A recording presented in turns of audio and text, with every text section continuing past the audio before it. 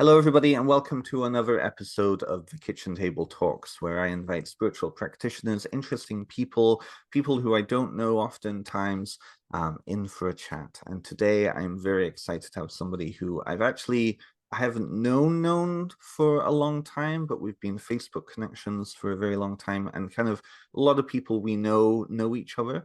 So it's a very strange thing, but I have Ivo Dominguez Jr. on. Hello, Ivo. Good to be here.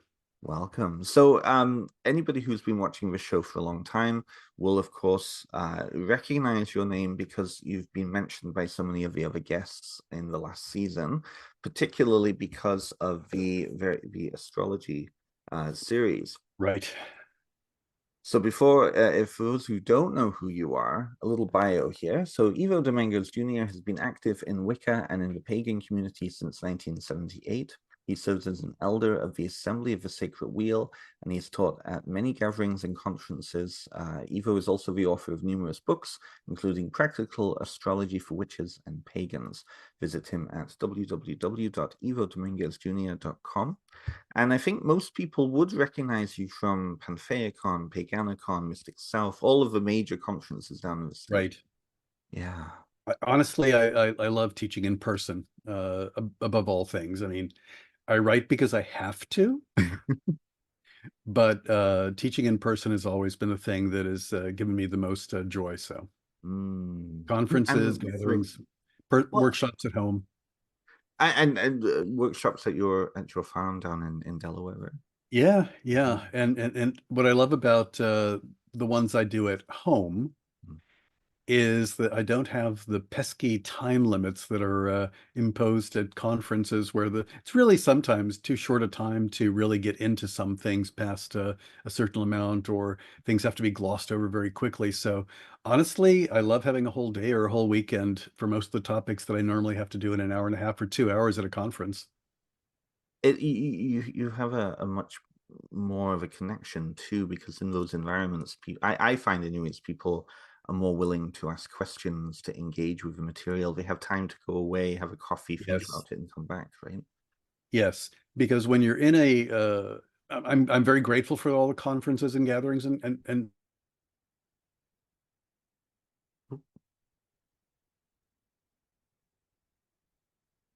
Oh, there we go. We just lost you for a second. Oh, I can't hear you now. Sorry, Ivo. All right, can you hear me now? I can hear you now. There we go. Weird. So very weird because nothing's changed at my end. So do I need to restart my answer, or where were we when it dropped out? You were just talking about appreciating the engagement. So yeah, I do believe I'm going to do the woo-woo thing for a moment. In addition Do to it. the amount of processing time that people need to come up with their own questions and their own understanding so they can formulate a question, you also are not close to each other's energy. And though somebody may argue that spiritual energy, blah blah blah, can span the universe, and it does in a sense, and you can do distance healing and distance work of various kinds. When you are close enough to feel the energy that is close to the physical, that emanates from the body, then you coordinate with each other in a very different way than via Zoom or any other kind of scenario. So I think that I'm going to compare it to this. And there was actually a study done where they were examining the energy fields of jazz musicians Mm. and following their EKG, following their both their brain waves, their heart, and magnetic fields around their bodies. And they found that when they actually finally hit their groove and started jamming, so they were improvising together in a way that was wonderful and beautiful and productive, there was also a great amount of synchronization between those energetic rhythms in the body as well. Mm. So I think that as much as I value the technology of Zoom or the short form of teaching in a class setting anywhere, there's some things that only get conveyed or experienced or arise from people being in close presence to each other. In the same Completely. way that a picture of a tree is not the same as sitting under a tree, Very true. Very true. Or visualizing sitting or under, visualizing or sitting under a tree. visualizing sitting It's a under. good thing. Yeah. It's better than nothing. Absolutely. Well, it's funny because that actually, I mean, that leads into my next question. But that piece around, I think a lot of people figured this out with digital books versus actually sitting with a book. There's something about actually flipping through the pages, reading slowly versus having just a tablet in hand. I've heard a lot of people say that they get Yes. into the story better, right? I think that it's partly the physicality of it. Mhm. And I don't know if it has anything to do with something with human neurology, or if it has to do with human psychology, whether it's on the hardware side or on the software side, if you will. Mhm. But I think that the process of feeling the weight in your hands and feeling the texture of the pages as you turn them, the smell of the book, being able to flip back and forth and have a sound associated with it, it's sure you can say you're holding your tablet to read something on in a digital format and you're flipping back and forth, but I think that you are more engaged at the physical level, and when you engage at the physical level it also does different things in terms of how you connect to and relate to the material.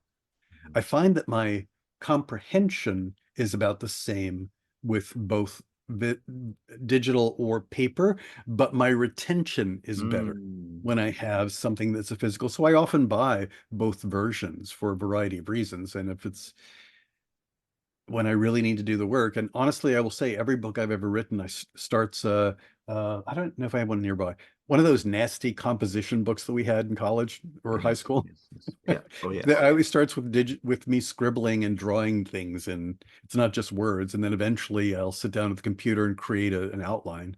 I love it. I love it. I can really appreciate that. There is coming from a therapy background. One of my major interests is spatial mapping. So that Oh, idea that we associate through oftentimes spatial, whether it be visual or whether it be symbolic or whatnot. Exactly right.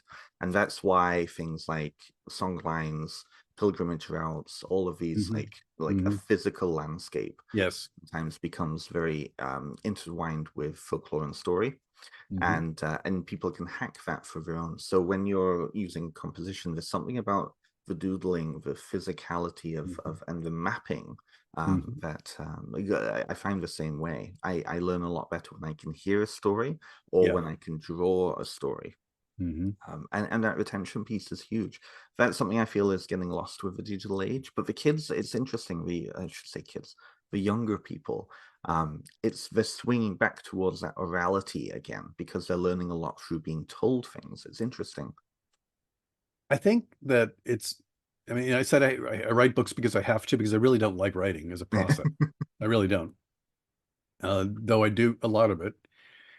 But so that's a way of making sure that things are preserved.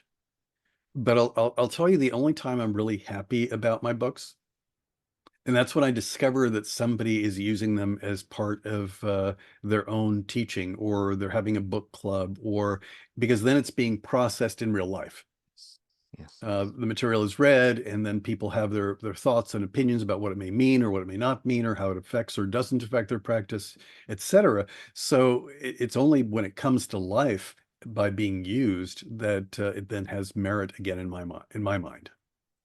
Absolutely. Absolutely. I completely agree with that. So that actually is a good segue to my first question. I think one of the nervousness pieces of having you on, Ivo, honestly, was you have had so many different things going on. You've organized so many different things. You have a part in a lot of things, and one of them is Right. the new Alexandria Library, and that's actually originally how I first came, like how I became aware of you. So a mutual friend of ours spoke your name like 2015 to me and was Mhm. like, oh, Ivo is organizing that. So you've been developing and working on the new Alexandria Library. Can you speak to that? Sure. Sure. Though I will say that what we desperately need is more local volunteers. Okay, And okay. I will say that that COVID had a rather negative impact on us as well. But It's built. It's filled with books. We're continually in the process of cataloging both books and ephemera. A lot of it is one-of-a-kind material or older material. So it is having a huge role just in the sense of being a place where things are properly preserved in an environment where the temperature and the humidity, et cetera, are all controlled appropriately. Mm. It's also set up for the future in the sense of the building is paid for, the land is paid for, so it's sustainable by future generations of people that will inherit it. It's not at the place that I want it to be. I wanted it to be much more active by now, but honestly, we cannot afford staff, which makes it a much more difficult prospect. So, and we were talking before we started the recording, but it is on lovely land, but it is not in a city, Yes. because we couldn't possibly afford to do it in a city. But that limits the number of people that are present to help us do the work. So I'm hoping now that things are opening up that perhaps people will consider doing little pilgrimages to come and perhaps spend a weekend helping. I mean, some people they're within driving distance, so it's doable because it's in southern Delaware. Mm. But we also have things that, I mean, the problem is we've already got 2 storage units because we have more materials that have been donated to us that we simply don't have room for. For example, we've had donated the original paintings for all the major arcana for a tarot deck that's in print. We've had ritual objects donated to us. I think the things, the 4 objects that for me are like affect me the most strongly is we have 4 paintings of the archangels that were done by Dion Fortune. Mm. Wow. So in those that you just soak up the energy, one of my teachers of blessed memory, Shakma Windrum, Anna Branch, who we have one of her ritual robes. But the problem is we didn't intend to start collecting museum items rather than books and ephemera, but those are coming as well. So I'm hoping that in the next few years, we will have the kind of people power to properly open it up to the world and have it ready. But in some regards, it's a done deal in the sense that it exists and we're drowning in materials, which is wonderful. But it's really hard to maintain infrastructure in the pagan community or magical community, for lack of a better word, which is why we wanted to make sure that we didn't. I've told people that the project moves as fast as a speeding acorn.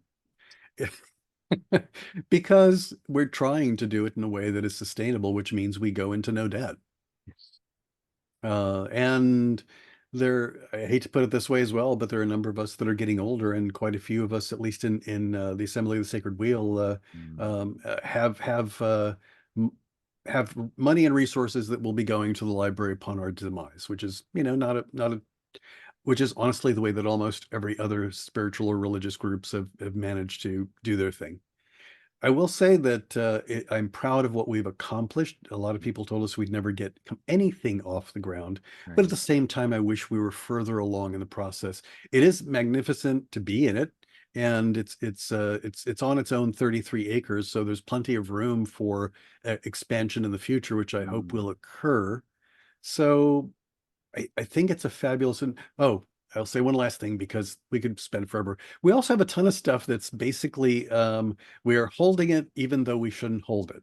Mm. Okay. So there have been a number of folks that have given us uh, materials that are either have a time lock on them in the sense of please don't not to be shared with the public until we've been dead or this many years, I see. Right. because some of it's legal proceedings and some of it's private materials. And then we also have a variety of books of shadows or the equivalent from various traditions. And those are not to be shared unless the people are from that tradition or the tradition dies out and then we may share it with the world. Yeah. And I hate to say this, but that happens much more frequently than people think. Well, this is the thing, and I think you really hit it on the head. You are far more uh, um, qualified to say because you've been in the community for such a long time.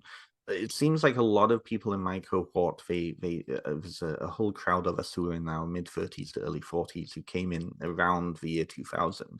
But there's Right. a huge number of people who started in like I know up here in Ontario, a lot of the older people in the pagan Mhm. community, they were at Starwood back in the 80s together, having Yeah, being young and doing foolish as, things together. as I Uh, was too, right. So, and I think this is probably how most of the people I know up here too. probably.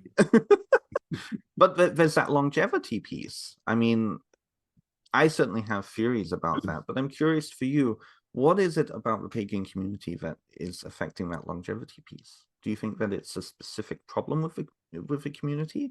Is it I just think it's a a growth? human problem. Mm, Honestly, it's a human problem. And I think we're a little too hard on ourselves in a variety of ways. Though I will say that a month from now, the Assembly of the Sacred Year Wheel will be 40 years old, wow. which is, not Not insignificant, not absolutely. insignificant. We have survived our Saturn return and moved beyond that as an organization. So here's what I think. The We've not been around very long. Mm, I mean, honestly, though you can point at ancient roots and reconstruction of old ways, yada yada, the reality of it that we as a cultural, spiritual, religious movement are very much babies. mm, It takes many, many, many generations for something to go from zero, in effect, of having no resources, no infrastructure, no cumulative experience wisdom, to being something that is capable of moving and acting the world in a very different way. And you've probably heard "as above, so below" 3 trillion times in different ways. Well, I'm going to suggest very simply, or you can think of it in fractal terms or whatever else makes sense to you, that in the same way that there is a fairly well plotted out path for human development of identity and personality and mm, from childhood to being elderly, the same thing applies to these movements and cultures. And honestly, I think we're still pretty early in that process. I don't want to guess what age we're at, whether we're in our tweens or our teens, but we're really early in the process compared to most other similar groups. So now, but the problem is we came into being in the modern era, which means that people have expectations of things moving faster, or for on 2 separate occasions, which add up to a little bit over 16 years. I was the owner of a metaphysical shop. The first mm, one was called Hen's Teeth. The second one was called Bell Book and Candle. So mm, I got to see quite a different cross section of the community, and quite a few of them were one was in the 80s, mid 80s to early 90s, and the other was in the 2000s upwards. So yet in both eras, people had the same thing, like, where are all the resources? Where are all the things? Why isn't there a temple around the corner? Why isn't there a nearby grove? Why aren't there 10 teachers willing to take me on right now? And so, here's the problem of the modern era, besides those expectations. We had a population explosion, mm, a huge population explosion, because suddenly people, could find things on the internet, as opposed to the old ways, which was maybe you found out something in an occult bookstore, maybe you noticed that somebody was wearing jewelry that you clocked and you went, something's going on there. But here's the deal. It takes years and years and years to produce teachers that actually have depth and have fallen down and skinned their knees and picked themselves back up again and learned how to be teachers. So you have a baby boom, in effect, of people joining the community, which means that suddenly everybody that was competent to actually function as a teacher, either it was small t or capital T, mm, uh, their dance card was filled. And then people began to teach that were perhaps not fully trained or ready to teach, because they did so out of pure necessity, because there was no one available to do so. And they passed on what they passed on, which meant that you had a lot of the old timers, and even the ones older than me, I'm 65, that were very much upset about how things were being watered down. It's like, well, what am I still on? oh, yes, you are. Oh, okay, my screen froze for a second. So there was the sense of things are being watered down, but the problem was that I would rather have anything passed on than nothing. Mm. And frankly, some new things were developed as a result of people having to reverse engineer what they might imagine were the techniques being used by different So, people, which is it's actually part of the creative process. yes. But it does create this huge number of people who have desires and expectations that remain unfilled because you can only build infrastructure with time and money, Yes. and you can only have people that are experts in their field or competent artists in their medium if they've had the time to do so as well. So I don't think there's anything wrong with us per se. We're just human beings and we're going through the same sorts of stuff. And historically, if you look at the history of different kinds of movements, both political, artistic, or religious or spiritual, they go through the same kind of troubles that we do. However, most, and then I'll shut up about this. One more thing. No, no, no, no, you're good. So we tend to attract now all spiritual and religious systems tend to attract more people that have problems, Yes. and because they're looking for healing, and that's perfectly normal and one of the reasons why we exist. But we also tend to attract outliers. Mm. We are, and this gives us, and this is both problematic and good. Here's the problematic part. It means that it's harder to come up with things that actually apply to more people Mhm. because our bell-shaped curve is pretty flat compared to the bell-shaped curve for any number of other things. Here's also where pagans get the idea that they're poor. Mm. Right, the poverty whole mindset, yes. Well, but here's my Mm. belief of Sorry for why. carrying. No, no, no, no, please do. Here's my belief of why. All right. We're both queer. If you hang out in queer spaces, you're more likely to encounter people that are from a wider range of socioeconomic statuses than if you show up in any number of other places because there's just not enough of us to do anything unless we simply get together, right? Mhm. Okay. So I'm going to come back to this for a moment. In my covens, there are people that can barely survive financially and we're always helping out each other.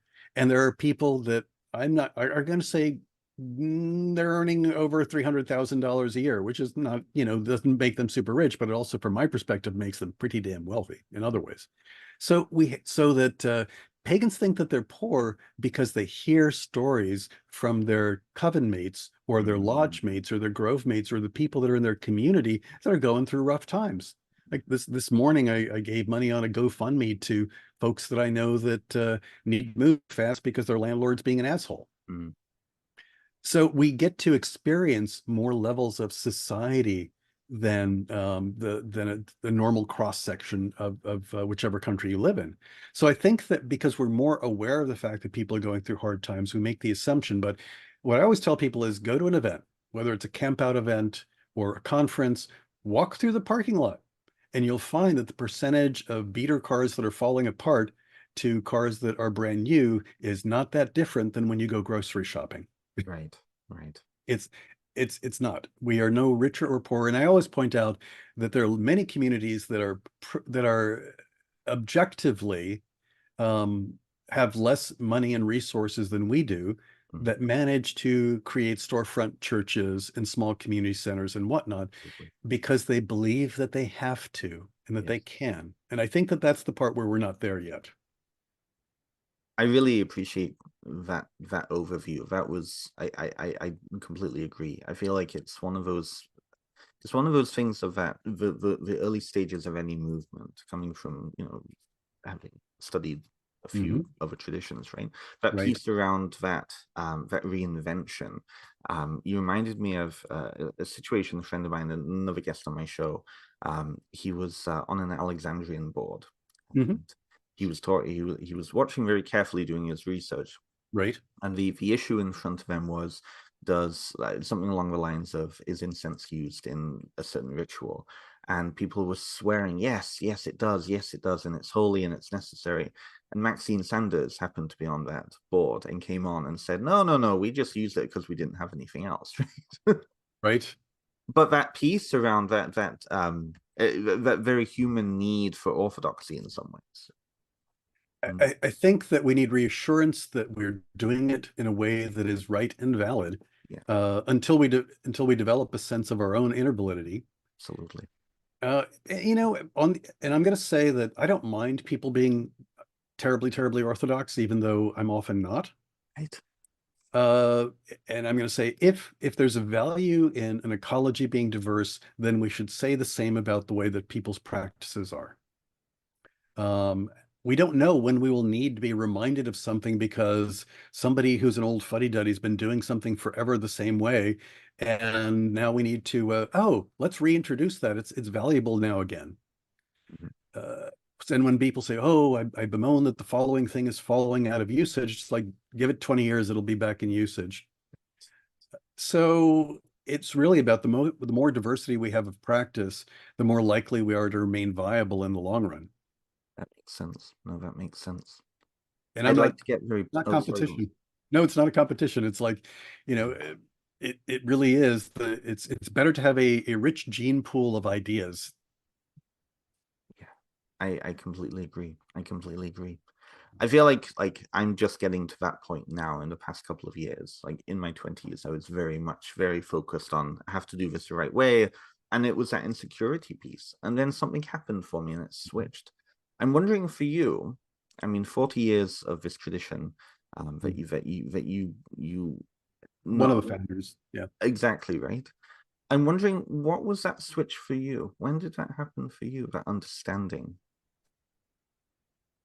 Oof, golly.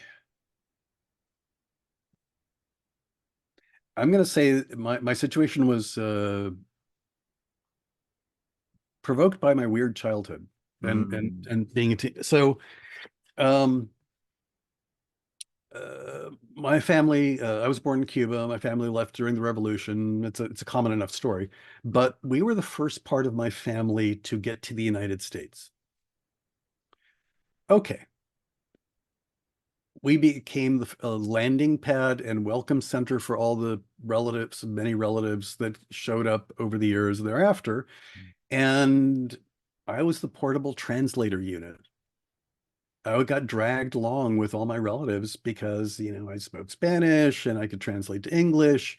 And I got thrust into a lot of scenarios where I was the kid acting as an adult spokesperson. So I think it began to change me very early that I got over a certain amount of shyness and also began to lift the curtain. And it's kind of like lifting the curtain and seeing what's behind and seeing what's happening in Oz and who the wizard really is. And so I had a different sense of my capacity to be in the world from very early on because I was being used that way. I also probably developed a capacity to be around way too many people in crowded settings because I never knew how many people were going to be at the breakfast table. I never knew who's going to be sleeping where, and so that was all good in some ways. And then being ejected out of my family that I'd been so tied so closely to because of my parents opening a love letter from a man that had been sent to me. And so I basically got ejected out of the family when I was 18. Um, and had to fend for myself, lived on the street for a couple of weeks before I, managed to find a place to be, yada, yada. So I had all these experiences which forced, oh, one last thing about bizarre environment. So my dad was a professor at the University of Delaware. mm, Though because Castro wouldn't let you take your papers out, he basically had to get a bachelor's, master's, and PhD all over again when we came to the right. States, and that created lots of financial stress and lots of blah blah blah. But it also meant that my childhood was most of his friends were other professors, so that I grew up in a intellectually enriched environment as well. And even in high school, there were 23 kids in my English class. I'm using that as kind of like a point of reference. And of the 23 kids in my class, 20 of us, their parents were professors. Wow. So it was a bizarre combo of things. So I kind of came to, I don't say I have a moment, but I can say that I had a lot of times that I had to take on a role of I have to be in charge, Mm, or I have to take care of myself, mhm. or I have to uh, be an adult as fast as possible. So there was, and I'm going to say one last thing. Used to be, I think it may still be around, I don't know, publication called Rural Fairy Delivery, RFD. Hmm. It was a zine that then grew into a little magazine, and it was kind of the what the radical fairy movement Okay. in-house book was for newsletter was for a very long time, and who they were then and who they are now is very different in a lot of ways. But there was a story because there was also poetry and fiction and really bad line art in them as well, as is true in those kinds of community Of zines. course, yes. But I can't remember the author, but it was a very short story, but it was basically about a guy that wanted to be a wizard and spent his life wandering around trying to find somebody to train to be a wizard, Mm. and then finally he's got a long gray beard and suddenly realizes he's the wizard. Right, right, right, right, right. So the essence of it was, and that story stuck with me. I think I read it sometime in my early 20s, and it just said, I guess I have to do this. Mm. And honestly, I think that there was no one moment, but it was essentially there was always the accelerator was always down on my life to push me to take on different kinds of roles. Absolutely. I mean, just from private conversations, I know that you were involved with various other spiritual things before, just because of culture and in being in the household. Right, Mm. right. There's a lot of folk magic in Cuban households. Yeah, like the egg always comes out, right? Yeah, that Yeah, and candles and torturing the saints yeah, yeah, as we put it. Yeah. yeah. So I'm curious then for you, if you don't mind me getting a little bit more personal here, because one of the things I'm I really have interested. no sense of privacy, so don't worry about Good, it. okay, good. One thing I'm really particularly interested about is having these conversations about the evolution of people facilitating these rituals. I think you hit it on the head. Mhm. You had a lot of people, and I think you still have a lot of people in many areas, Mhm. who are taking on roles without necessarily having the skills, Have to. right? And so I'm wondering for you, over the course of these past 40 years, what have you noticed about your way of facilitating? What have you learned about yourself in that facilitation role, and how have you changed? If that made any sense. Trying to summarize 40 years. Let's see. Okay, how about this? How about this? Um, the and it has cycled back and forth. But ultimately, the thing that is, am I doing the ritual for me, or am I doing it for us, Mm, or am I doing it for the future? right. Because one of the bits of advice that I used to give myself very early on was, um, if I'm ever going to have the kind of magical peer group that I want, then I must put up with stuff that I have zero interest in or I got bored with years ago. Yeah, Uh, so that part of it is playing the long game. right. So that and that happens in rituals as well. But I think the single most important thing that I always found, and it just evolved more over time, is that if you are not fully present in the ritual, if you're not being authentic, if you're not being sincere, if you are not radiating that, if you like calls to like, and if you are not in the ritual, then other people will not join you there. And that is perhaps the starting point for it. And frankly, real sincerity and real emotion will overcome a great amount of poor training or no training Mm, but it also depends on what you're trying to accomplish. For example, is the purpose of this and since we're talking about rituals for the moment, is the purpose of this ritual to cause a particular change? Are we doing spell work? Are we doing magic? Is this operative magic that we're trying to accomplish something, and that requires a different set of emotional muscles being engaged than we're doing this ritual as a celebratory offering to a particular being or set of beings, or we're trying to do a healing or for someone, or we're trying to do something for the land that we're standing on. And so it becomes a question of how many purposes are there and which one are being served, and that all rituals are very much like a relay race. Mm. And you have to have a way to pass that baton from one runner to the next runner.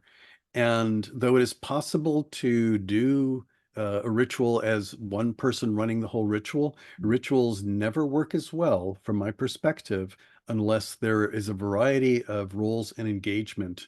It's Yes. and so that how are you engaging people? And don't go for the lowest common denominator. Mm.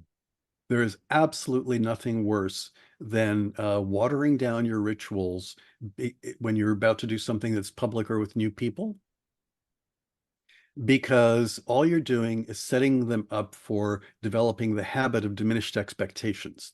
Totally. And I would rather have to spend time sitting with somebody processing something after a ritual that perhaps was slightly too intense for them Mm. or confusing than have them leave, oh, that was nice, I guess. And having the experience as a spectator only. That's not, ritual is supposed to be potentially transformative. Yes. Uh, and if it's not, then why are you doing it? Absolutely. Absolutely. Why are you doing it? And it's really passing the buck, isn't it? Passing the buck of responsibility in those moments to the spectators in that, as opposed to the role takers, right? Honestly, in all right, so in one of the ritual classes that I teach, you've everybody's heard you can take a horse to water, but you can't make them drink. To which I always say, oh, that's wrong. Mm. You put salt in their mouth. Mm. The point is, you should have as part of your toolbox ways to bring to the surface why they should be connected to the ritual. Mm-hmm. Or now I will say that also that sometimes that doesn't mean that everybody should be present in that ritual. I'll give you something that happened years and years and years ago.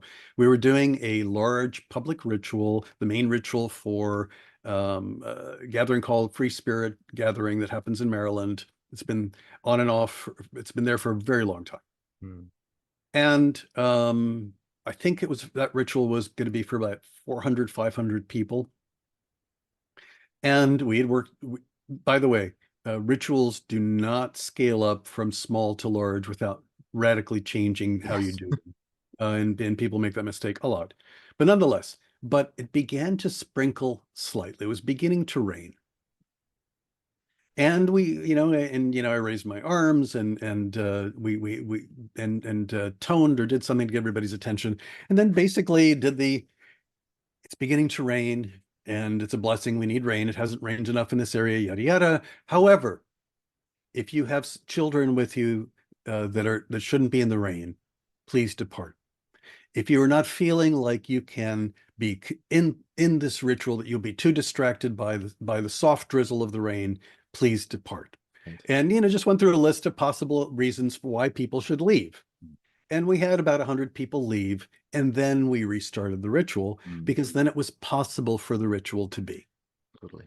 Because even if you have a bunch of ritualists you can do a lot to pull up a ritual, because not everybody always buys into being in a ritual. Mm-hmm. But past a certain number, doesn't matter how good you are, you can't make it happen. Mm-hmm. So the question is also, are they the right people to be there? Right.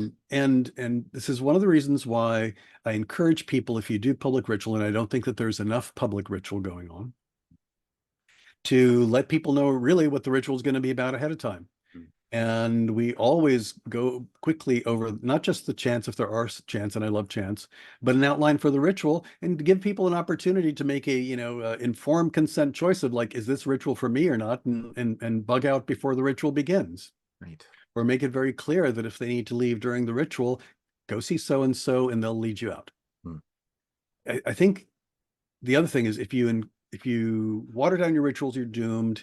But if you make your rituals real and intense, or potentially having an effect on people, then you also have to be prepared to be responsible about letting people out and or providing aftercare. Absolutely. Absolutely. Absolutely. I don't know how many people have told me it's impossible to do large scale ritual that's moving and effective. And yet I've been at many of them. I've helped organize many of them. And indeed, at the last joint conference that was between the World Sacred Space, there were about 500 people in the room, and the ritual was effective. Right. It doesn't have to be boring, and it doesn't have to be pablum. Well, and that's the thing. I think a lot of people's experiences are in small scale or with a very few people. To Right. imagine such a large community or a large group of people, not only the energetics of it, but that pre-planning piece is not used to, it's not something that people are used to, and yet as you say, it's very necessary. I know in OBOD, Right. I'm a member of OBOD, and they have huge gatherings Mhm. every year. I mean, like 400, 500, perhaps 600 people sometimes, depending on how many Yep. people from the local area come up on the tour, right? But they go through months of planning, people telling each other what to experience, and then it all happens. But that's, I mean, that's a tradition that the ritual is not going to change, right? We also cheat. Mm-hmm. As a for example, in most of our very large rituals, and that could be anywhere. Like our Yule ritual this year was about 80 people, so I'm going to say that's a middling size. Mm-hmm. Um, we have some people whose job it is in the ritual. Don't necessarily even open their mouth, Mm-hmm. but their job through the whole ritual is to remember and project the imagery and the energy of what's supposed to be happening in the ritual. They're basically working in a completely invisible way Yes. to to keep the ritual on track, Mm-hmm. and it has a pretty remarkable effect. That makes sense. That makes sense. So I'm sorry if this is a disrespectful question, but is that something that you provide training on, or is that something that you plan and choose specific people for, or how does that process go? Because I have heard of that, and I have been in experiences with those people, but I don't think that we're having the conversation of the planning aspect of that So often enough. So, no. For example, the big ritual that I just mentioned, that was the joint one at between the World Sacred Space. In addition to that uh, idea of people whose job it was to make the inner landscape match what the ritual was about. mm, Well, there was also, and I'd say at least half the people that attended the ritual had gotten a chance to do it, but we always provide a pathworking, mm, a guided visualization that is about the ritual. mm, And in some ways, it isn't exactly the same as the ritual, but it is the story that the ritual is actually trying to tell. So that's already pre-imprinted in some place in the people that attended the pathworking. There's also the folks that were on the ritual team that were for days or weeks, or in some cases months beforehand, creating an astral temple, the space that was where the ritual was going to be. mm. Um, so there are many layers of that, but training is about how good are you at visualizing while your eyes are open. If that's one of the things that you can do, or you actually you've probably already done it. All of us have transformed what the space around us looks like when we're in a ritual space. Well, we may not. The example I always give is I don't have the money to have a nine-sided central altar made out of amethyst, but I have a table and some purple cloth. Right. But that table with purple cloth can become a altar made out of amethyst if enough people in the room are seeing it that way when they look at it. Totally. And not a word needs to be said about that. I think that one of the things I say is that in any given ritual, when you're trying to write it or compose it, there has to be a balance between the things that are physical, that are perceivable actions done by the ritualist or by the people, motions, chants, etc. And there has to be an equal balance of things that are internal things that the ritualist or the attendees or participants are supposed to be doing while that's happening. Mhm. So often, this sounds like ridiculously over planning, but um, No, no, no, no, not for the type of people listening to this, I don't think. so that in preparing for any important ritual, not just big public ones. So here's the outline of things that basically this step follows this step follows this step, and and then there's a column on the document that says energetically this is what's happening, and here's the other one that says, and these are the things that we need to have present in that moment. Mm, These are the people that are assigned to do that bit. This and then a little thing that says this is the cue that passes the running of the ritual from this person to that person. mm, mhm. But honestly, the most important part from my perspective is that these are the things that you should be visualizing, or the kind of energy you should be pulling up, or what you should be doing. And I'll throw in the one I've shared this tip everywhere, so I'm going to share it.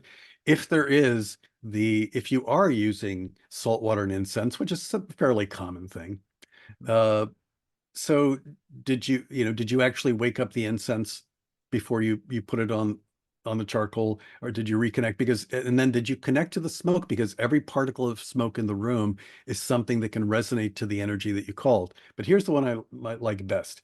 If that salt water has touched people, even if it's just little droplets that got spurged onto them, or if they dip their fingers, man, if a ritual is feeling a little bit off or off key or wonky, I will work my way over to where that bowl of salt water is, and I will dip my fingers into that bowl, and I will radiate out to everyone with basically the all those who have touched this water is still connected to it, and send the energy or the message or the image or the thing that needs to be Mm. reinforced, and basically use the salt water as the connecting point. Use those particles of incense in the air as a connecting point. So the ritual craft should borrow from all the things that we know from spellcraft. Absolutely. Absolutely. Do you think that there's often a disconnect from there? Do you think that people like generally I see? think I think so. I think Mm, so. I think that that or they rely on one thing too much. right. Um, so I think of like I do a lot of things in threes. So I think of there being like three primary colors that mix together to do different things. Yes. So there's like kind of like this the energy, emotion, Orphic kind of thing. That's one of the currents, that one of the primary colors of ritual. And then there's the very ceremonial correlations. This equals this, the formulaic kind of stuff. That's another current. And Mm, then there's the mystical current, which is the connection that the person has to spirits or gods or goddesses or whatever. And you have to ask yourself, am I using enough of each of those, or am I relying too much? And some rituals go off the rails because they're all the emotional, Orphic, primal energy, and there's no container, and there's no connection to a higher self, or higher source of one kind or another, so that it may give you a buzz, but it doesn't lead anywhere. mm, Or it may be, so we're going to rely on all these correspondences and all these formulas and all these long invocations and all these magic words, and that's going to make it happen. And it's dry as dust, and it still doesn't happen. Or we're going to rely on mystic connection. And you know what? That's great if you mm. happen to have a room full of people that are prone to that on their own. But otherwise, you have most people feeling nothing and some people just being spaced out. That's the thing, right? So it is a tripod. It is a finding of a balance between the various things. But we all tend to have things that we gravitate to, Hmm. and we have to, when we're doing ritual for more than yourself. Everybody can cook a meal for themselves that they'll enjoy, but you can't necessarily cook for other people unless you take their needs into consideration. So yeah, if you're doing something for more than you, then you have to make sure that you don't just reach outside of your comfort zone, but reach outside of the things that you think are yummy. That's the thing. That's exactly it. Yeah. That's exactly it. A big turning point for me was my own book coming out and suddenly Yes. having Yes. people paying attention. And that- I found myself over the past few years oscillating between that. Oh, I'm not interested in that because it's a 101, or I'm not interested in that because, like for astrology, for example, right? It just doesn't resonate with me. And so Right. I'm just not interested. And then there was a moment where suddenly I had a student in front of me who was just, I could see that there was a lot of projection onto what we were talking about. This Right. meant a huge thing to them. And for me, it was just like, because I've been talking about ancestors for years, like whatever, right? Blah, blah, blah. And then it Yep. was just the seeing in the person's eyes how much this meant. it was like, shit, I need to be very careful right now, because if I misstep, if I Mhm. misspeak, if I whatever, right? If I casually just gloss over something, then that's going to have a big impact on that person. And people in ritual, the same thing. People come to ritual for all sorts of different reasons, right? Yeah. Responsibility. Yeah, it's the old don't yuck on somebody's yum. This is the thing. This is It's the a thing. thing. Yeah. It's a thing. It's also don't pop their bubble. Yeah. There was somebody who came to me once, and they had an object that they have on the had on their altar, and that they somebody who lives in a large city in the middle of the concrete jungle, if you will. Mhm. Somehow they'd managed to find their way to a place where things were growing, and they found this thing, and they didn't know what it was, but it gave off this tremendous energy, and it was and they took it home kind of like a treasure, and put it on their altar, and they had no idea what it was, and it was this magical object, this plant, and I'm looking at it, and I'm looking at their altar, and it is lovely energy, and I can see how much of an impact it has. And in my head I'm going, it's a milkweed pod. But at no point did I say, oh, I know exactly what that is, because part of the mystery for them is that they'd found this thing on their own that looked so bizarre and so strange, with these pointy things, spikes on it, and whatnot. And it was giving off all this energy. And it's like, hey, if this is the way that they're going to make an ally out of milkweed, that's cool. And eventually they'll discover what it is. But I'm not going to jump in a magical moment for them, because even though, to me, adding a little bit of knowledge and science about it wouldn't make it less, for some people they'd rather have the mystery a little bit longer before they begin to know about it. That's the thing, right? Santa Claus is Right. real, right? In some ways. In some ways, right? Exactly. And it can be a very humbling thing too. That, I think, is the teaching point for me, was that whole ego piece, right? I remember Right. years ago I was on a Southern Conjure Hoodoo board with like his spiritistas and this and that and all. And this woman posted her altar, and she was using her stove in her kitchen, like an electric stove in her kitchen. Right. She's down in NOLA somewhere, right? And she's just exploring this for herself. She's Mm. never experienced anything like this before. And she uses her stove as an altar. And the number of people who were saying, oh, that's so stupid, that's ridiculous, blah, blah, blah. And I admit, I looked at it and was like, ooh. Yeah. And then And when I thought about it, really, like, that's powerful. That was a really humbling point for me, because she's tying into something, even if she doesn't necessarily know it. She may Mhm. have known it. That's my ego projecting onto her, but that's powerful. And that was a moment for me of, okay, you need to Right. settle down, right? Right. You know. And there are times when you have to do something about that kind of scenario. But so once upon a time at PantheaCon, I was dragged into having a role in a ritual at the absolute last minute. Like, hey, it's going to happen later today. We need you. Our person didn't show up. And it's like, Mm, okay, fine, I can do this. yeah. And there was going to be an offering bowl that I was going to be holding for a good part of the ritual. And I said, sure, whatever, tell me what the ritual's about, yada yada. And they did. Okay. And then they gave, and okay, and all right, so here's the bowl you're going to be using. And I looked at it, it's like, I think I've got something better. I didn't, but it's kind of like, I am not going to hold this purple plastic bowl as an offering bowl for a divine being that I have a great deal of veneration and respect for.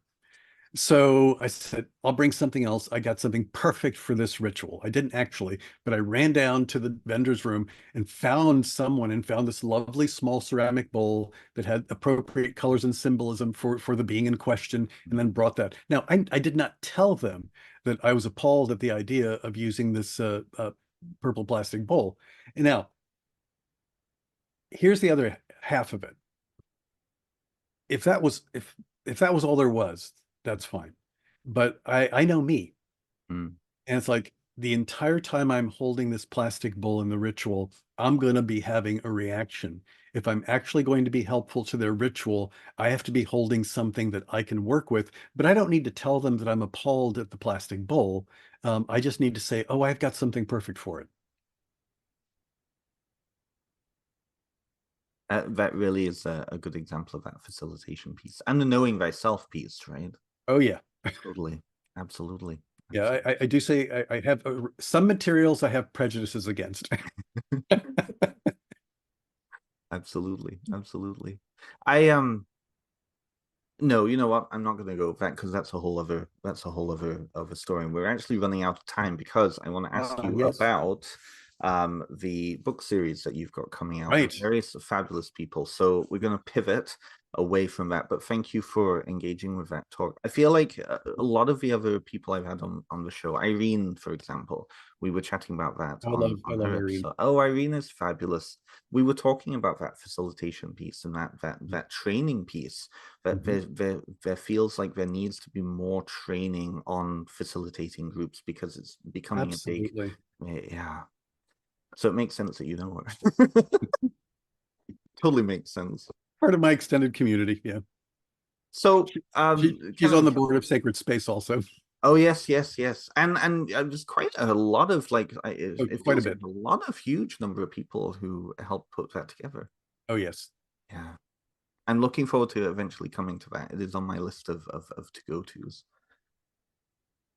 So let's pivot and talk Right. about the astrology series because Yes. this has been a big thing over the past how many years has this been going on? So I was once the proposal, and you know how it is with book publishers. Mhm. Once everything was done, it's like, so we'd like you to do this, but you have to create these with all 12 books within 14 months. So no, it wasn't a matter of years and lots of time to uh, uh, so I wrote the talk. I'm the anchor author, but I wrote the talk, the prompt points so that the second author for each of them, which is a person of that sign, Yes. I basically wrote questions so that they'd be able to basically use those as a jumping off point for writing their chapters because that's a commonality between each of them. So, but I had to track down the second author. Mhm. Uh, I had to track down the short piece writers and write my pieces Yes. and fold it all together and basically, produce a book every other month. And for context, for people who haven't got one of these yet, Right. book is about They're not big. 220 pages ish, They're a little over 40,000 words each. 40,000 words each. Yeah. Yeah, about 40,000 words each, and they're cohesive, and so that it's been quite a project. I mean, and I will say that the reason that there was such an urgency about getting them done fast Mhm. was that we are in the era of if an idea hits the news, it is quickly cloned by somebody who's got an AI writing system, and so there was a reason for wanting to do it quickly. But it also was in my wheelhouse because honestly, my one of my not so secret agendas is to make astrology more accessible to magical practitioners because most of the books and material on astrology are designed for other astrologers Right. or Right. people that want to make it one of their, corner posts, fundamental pieces of their work. Mhm. And honestly, my take on it is astrology is a fabulously useful symbolic language. And just like math, you don't need to be a mathematician. You just need enough to get by in day-to-day life. Astrology is just a really valuable tool. And there's a lot of crap out there, frankly. Oh, there is tons of stuff. And so that this was a way to tap into your core power, because your sun sign represents basically the source of your energy within you, and you can think of your sun sign as being the colored filter that is put on that source so Mm, that it has that particular tinge to it. mm. And I'm glad that they're done. Honestly, at this point, Yes. just waiting for the last galley proofs to pop through my desk, Mhm. because it's been a lot of work. And in the Yes. midst of, of all that, keeping up with everything else I was trying to do in my life.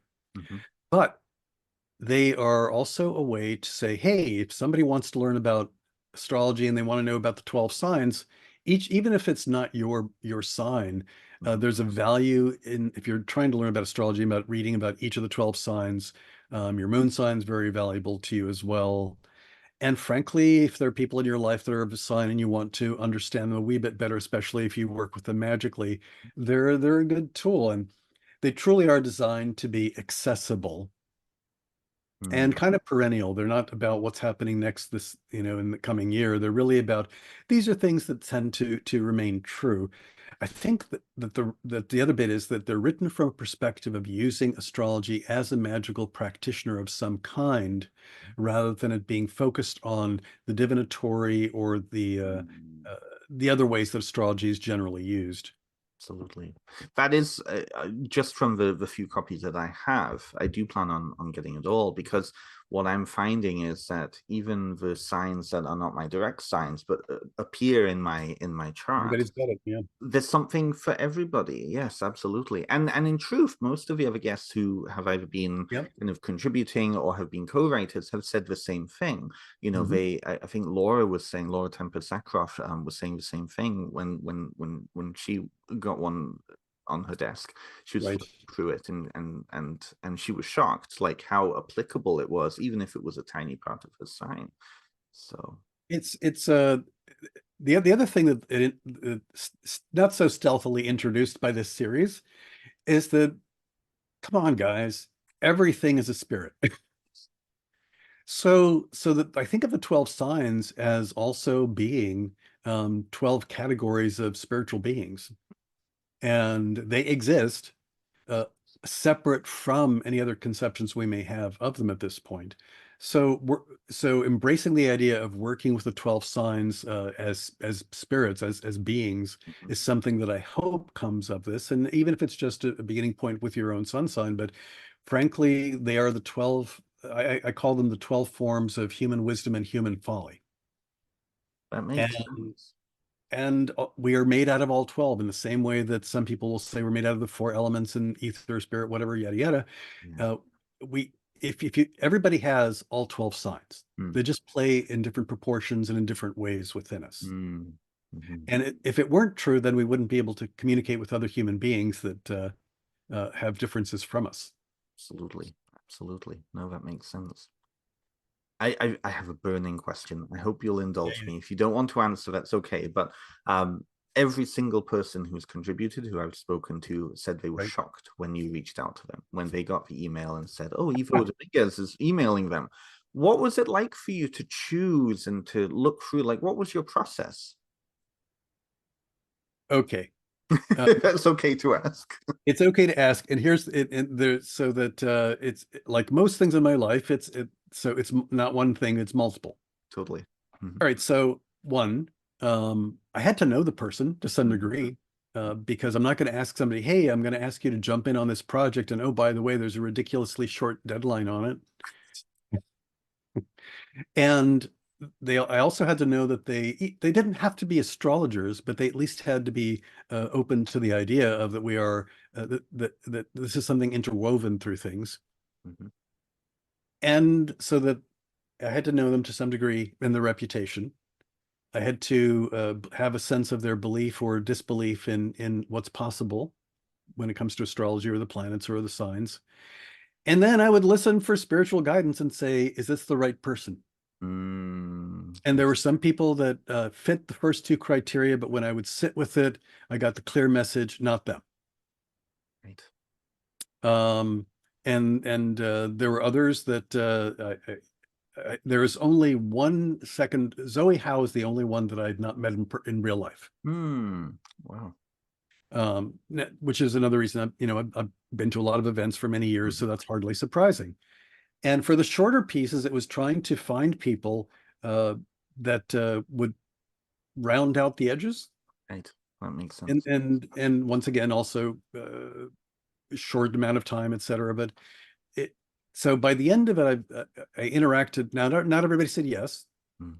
and everybody's got lives and busy things, but it's a little over 130 people that I contacted to come up with the folks that I ended up with, and a little over 100 that I had to work with directly in some fashion or another. And it's a damn good thing I'm an extrovert. Absolutely. But I think that's the testament to them all because 12 books with so many contributors. And I think some contributors contribute to multiples, don't they? Well, some things we decided, given the time frame, Mhm. like for example, um,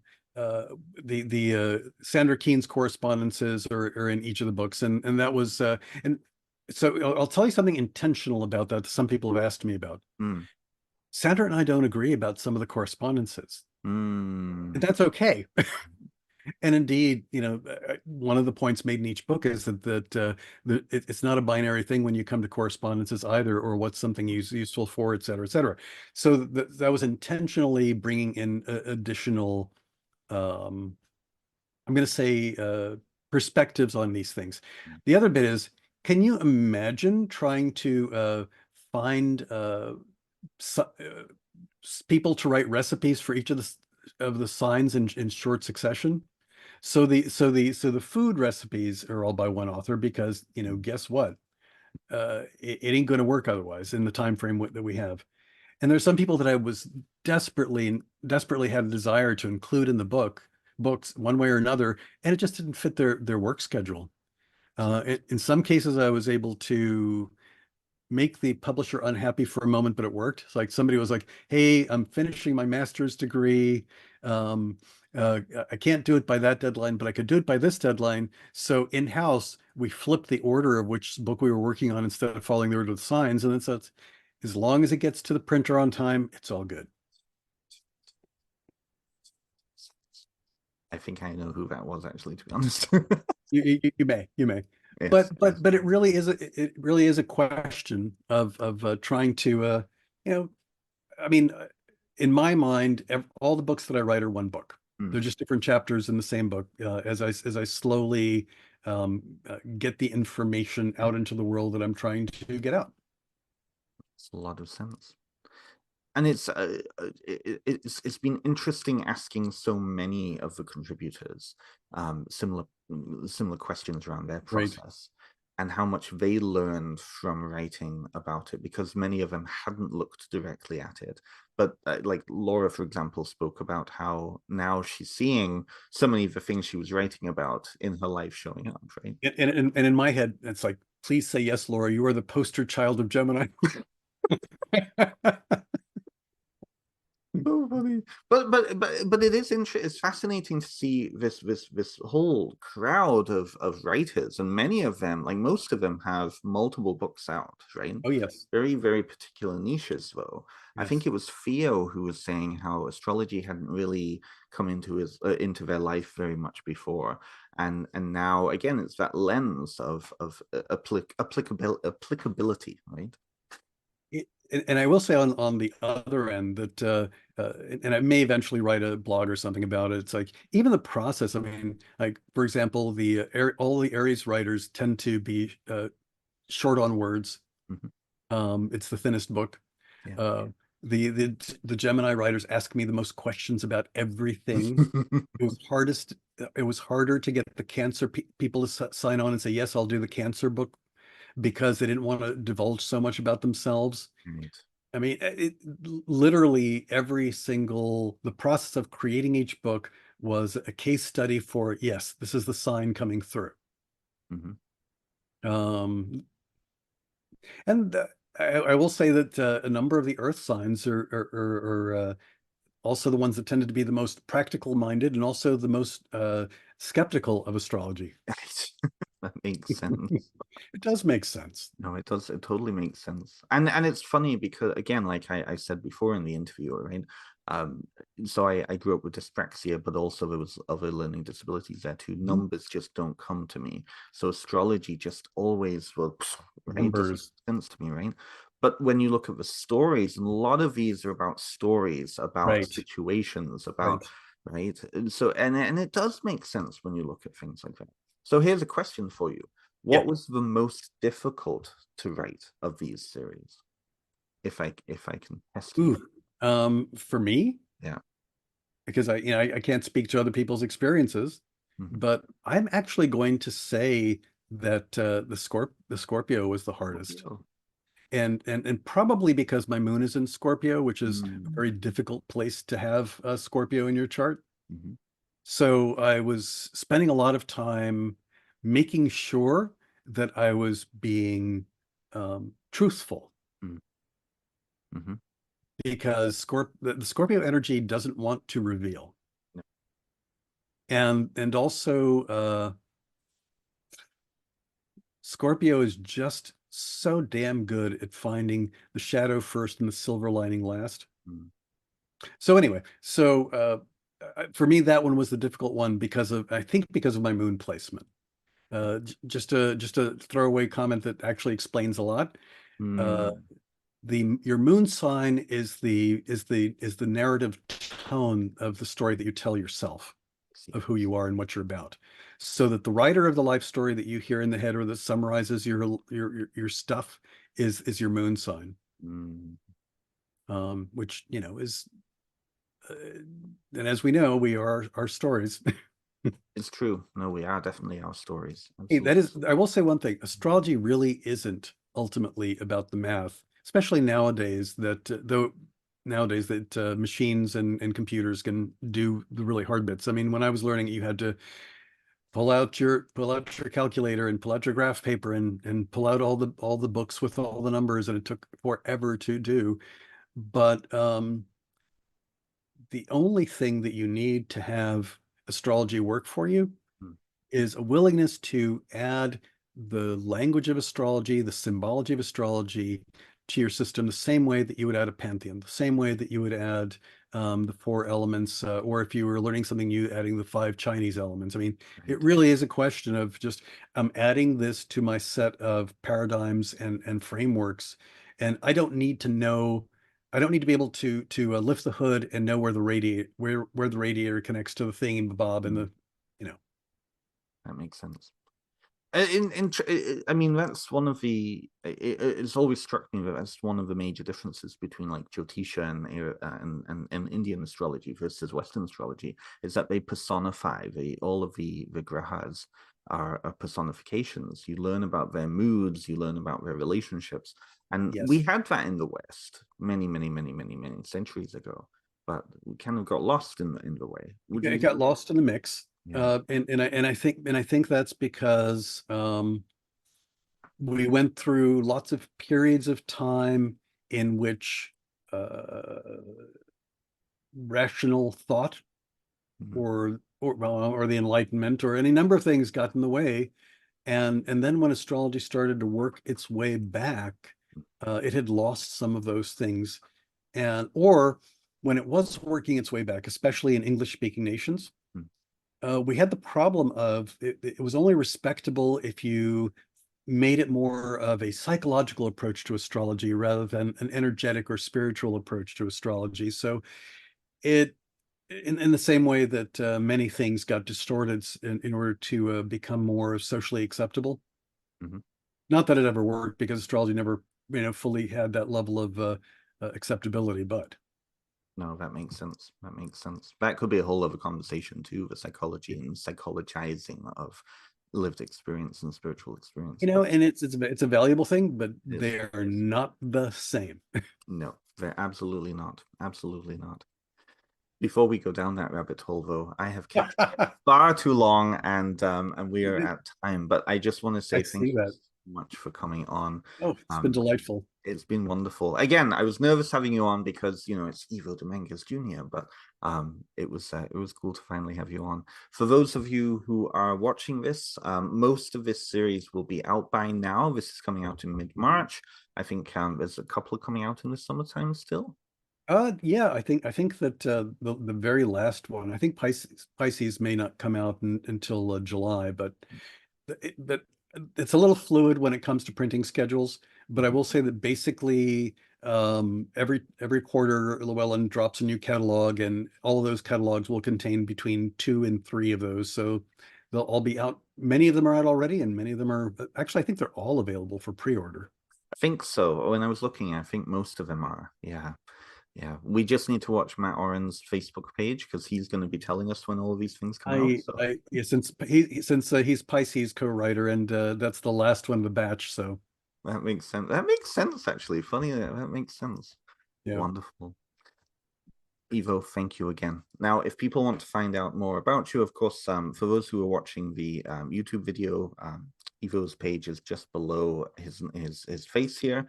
But great. for people who, if you, where can people contact you? Where can people connect with you? Pretty easy, evodominguezjr.com. Perfect. And otherwise, you can find me on Facebook or Instagram. And in the very near future, I'll probably be hitting the exit switch on Twitter. I've been holding off on that, but it's just so toxic. I love the pun exit switch. I love it. Yes. Okay. Thank you, Ivo. I've been I've been Ben Stimson. This has been Ivo Dominguez Jr. And for those of you who are joining us next week, I have Nathan King who is coming on, who just put out a book through Cross Crow. Now, Right. he's actually going to be just on in 25 minutes my time, but everybody listening to this will have to wait until next Give him a week. hug for me. I will. A virtual hug. Absolutely. Thank you Absolutely. again for coming on, Ivo. All righty.